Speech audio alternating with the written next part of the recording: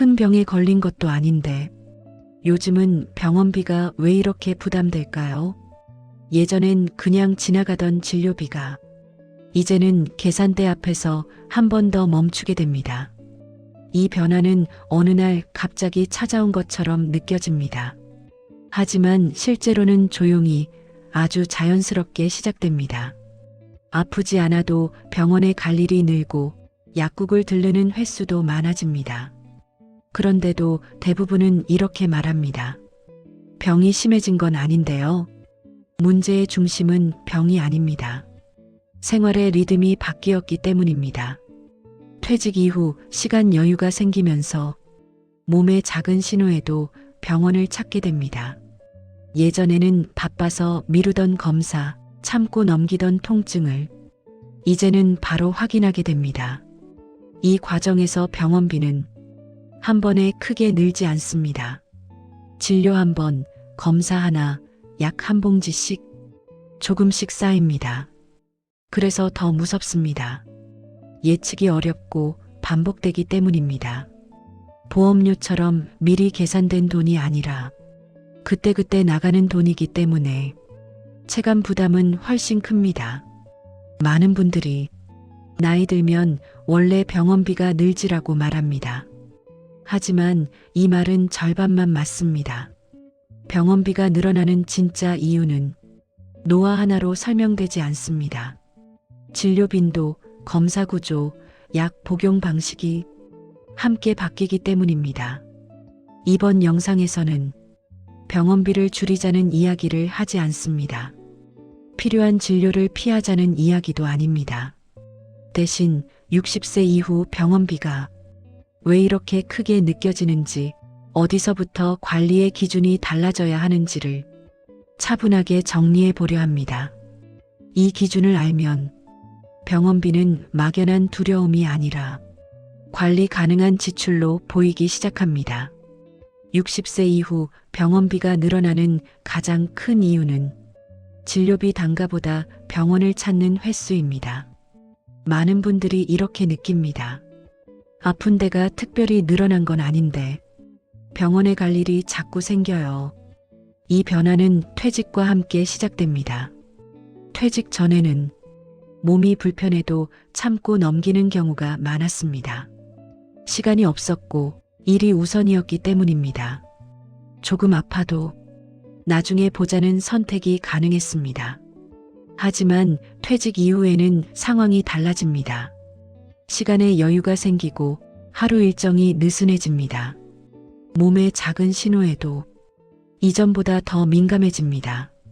이때 병원은 미루는 곳이 아니라 확인하는 곳으로 바뀝니다. 또 하나의 변화는 정기 검진의 증가입니다. 주변에서 건강 이야기를 자주 듣게 되고 이 나이엔 검사 한번 받아봐야지라는 권유도 늘어납니다. 검진 하나가 추가 검사로 이어지고 그 결과를 확인하러 다시 병원을 찾게 됩니다. 이 과정에서 병원 방문은 특별한 일이 아니라 일상적인 외출이 됩니다. 한 번의 진료비는 크지 않아 보이지만 한 달에 2번, 3번 반복되면 지출은 자연스럽게 늘어납니다. 문제는 이 변화가 너무 자연스럽게 일어난다는 점입니다. 병원에 자주 가는 것이 나쁜 선택은 아닙니다. 오히려 건강을 챙기는 과정일 수 있습니다. 하지만 횟수가 늘어났다는 사실을 인식하지 못하면 병원비가 왜 부담으로 느껴지는지 원인을 찾기 어렵습니다. 병원비가 늘어나는 첫 번째 출발점은 병이 아니라 병원을 찾는 빈도의 변화입니다. 이 기준을 이해해야 다음 단계인 검사와 처방 구조도 제대로 볼 수 있습니다. 병원비가 늘었다고 느낄 때 많은 분들이 이렇게 말합니다. 검사 한 번 받았을 뿐인데요. 약도 한두 가지 늘었을 뿐인데요. 하지만 병원비는 이 한 번이 반복되면서 커집니다.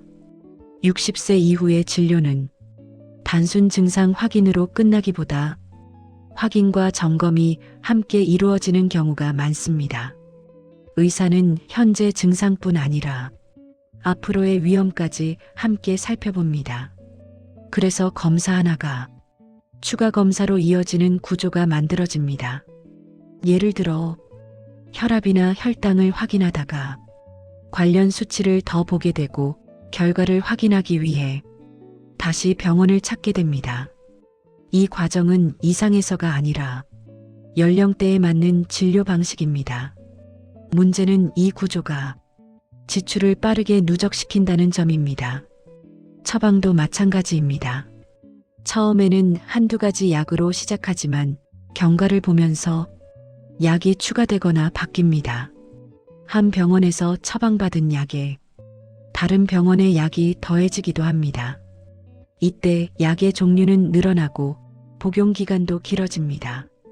각각의 검사비와 약값은 큰돈처럼 느껴지지 않습니다.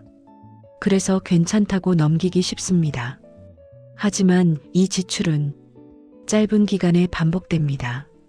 한 달, 두 달이 지나면 병원비가 고정비처럼 느껴지기 시작합니다. 중요한 점은 이 모든 과정이 잘못된 선택에서 비롯된 것이 아니라는 사실입니다. 대부분은 필요해서 받는 검사이고 권유에 따라 복용하는 약입니다. 문제는 이 흐름을 한 번도 정리해 보지 않았다는 데 있습니다. 병원비가 갑자기 부담으로 느껴지는 이유는 검사와 처방이 많아서가 아니라 누적 구조를 인식하지 못했기 때문입니다. 이 기준을 알아야 다음 단계인 약값 관리도 현실적으로 접근할 수 있습니다. 60세 이후 병원비 이야기에서 빠지지 않고 나오는 말이 있습니다. 병원비도 병원비지만 약값이 은근히 부담돼요. 실제로 많은 분들이 진료비보다 약값을 더 자주 체감합니다. 그 이유는 단순합니다. 약값은 한번 시작되면 멈추지 않고 반복되기 때문입니다. 처음 약을 처방받을 때는 대부분 단기간 복용입니다. 일주일, 열흘, 한 달 정도를 예상합니다. 그래서 부담도 크지 않습니다. 하지만 60세 이후의 약은 치료용에서 관리용으로 성격이 바뀝니다.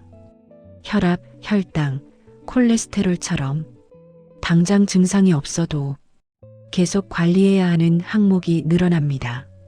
이때부터 약값은 일회성 지출이 아니라 매달 반복되는 비용이 됩니다. 한번 약을 시작하면 일단 계속 드셔야 합니다라는 말을 듣게 되고 약은 자연스럽게 생활의 일부가 됩니다.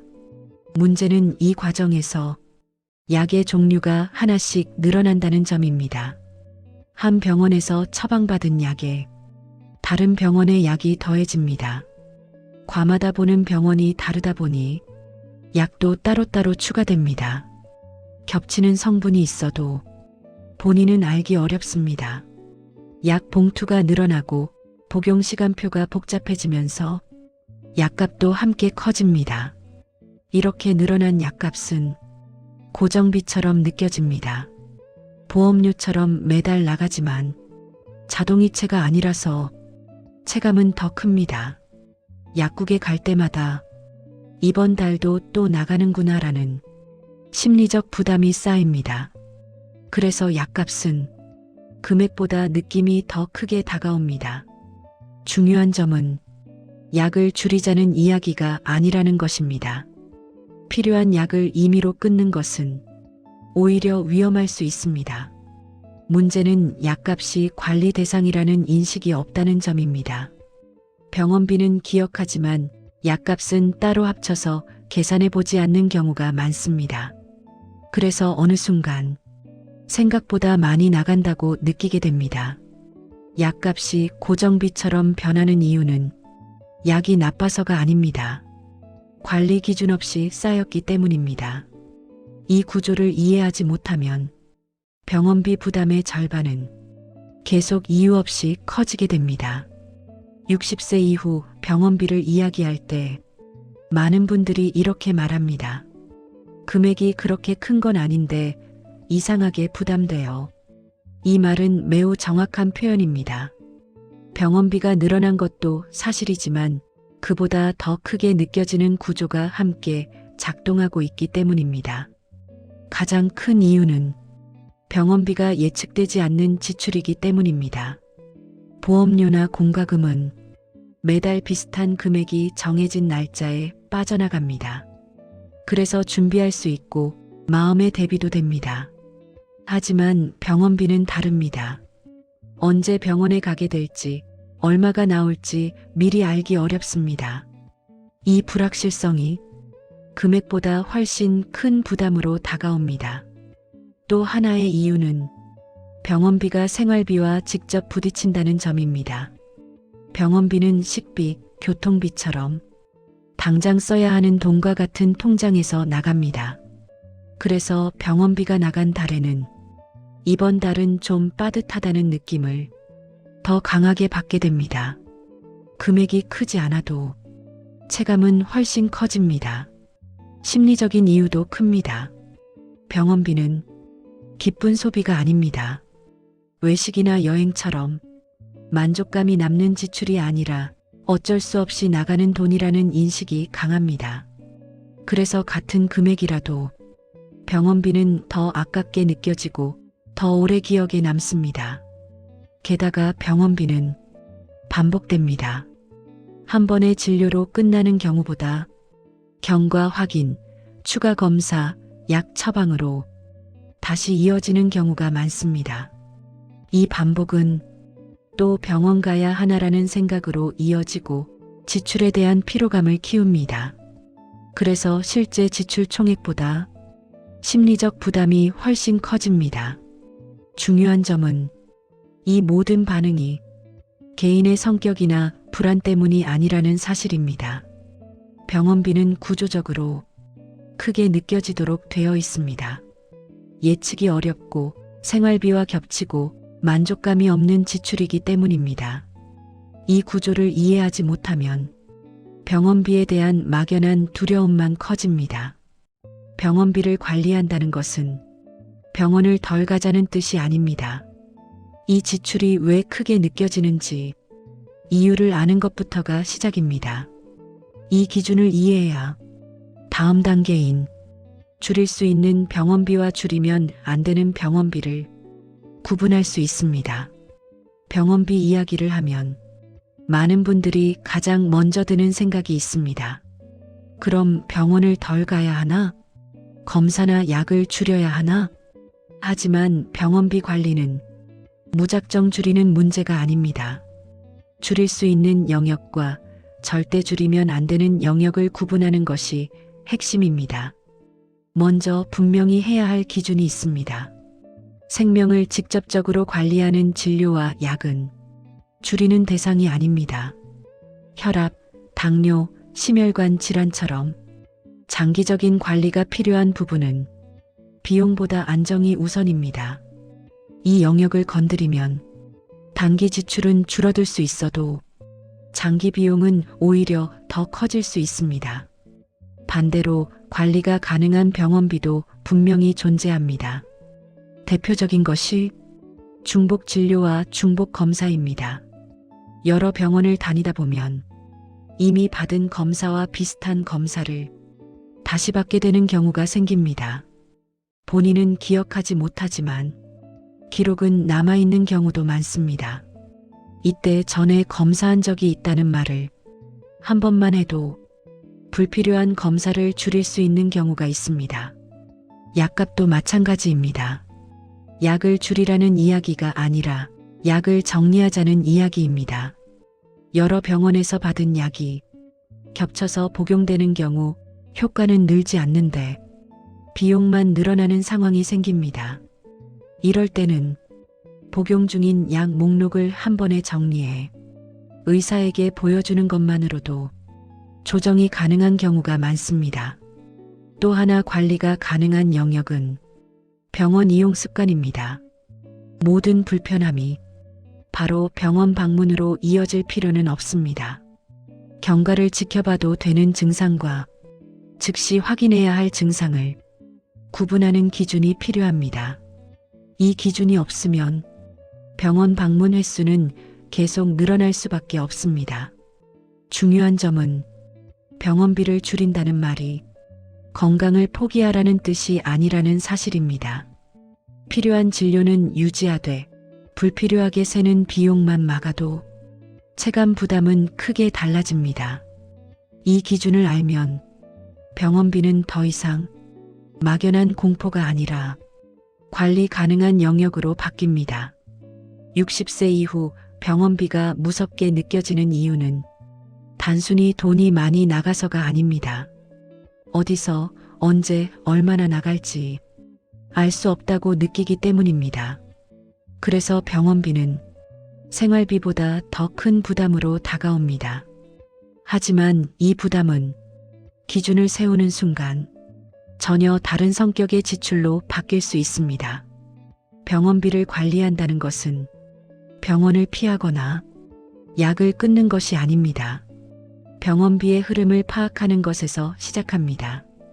어떤 진료가 반복되고 있는지, 어떤 약이 장기적으로 유지되고 있는지, 한 달 평균 병원비가 어느 정도인지 한 번만 정리해보면 막연했던 두려움은 크게 줄어듭니다. 첫 번째 기준은 병원비를 한 달 단위로 보지 않는 것입니다. 병원비는 매달 일정하지 않기 때문에 한 달만 보면 과도하게 느껴질 수 있습니다. 대신 몇 달을 묶어서 보면 패턴이 보이기 시작합니다. 이때부터 병원비는 우연한 지출이 아니라 예측 가능한 지출로 바뀝니다. 두 번째 기준은 진료의 목적을 구분하는 것입니다. 당장 치료가 필요한 진료인지, 경과를 확인하는 진료인지, 관리 차원의 진료인지를 스스로 인식하는 것만으로도 병원 이용 방식은 달라집니다.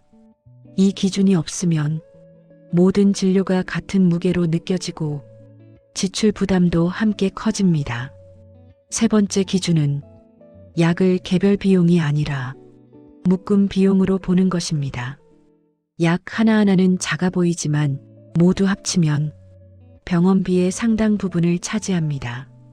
복용 중인 약을 주기적으로 정리하는 것만으로도 불필요한 중복과 누적을 막을 수 있습니다.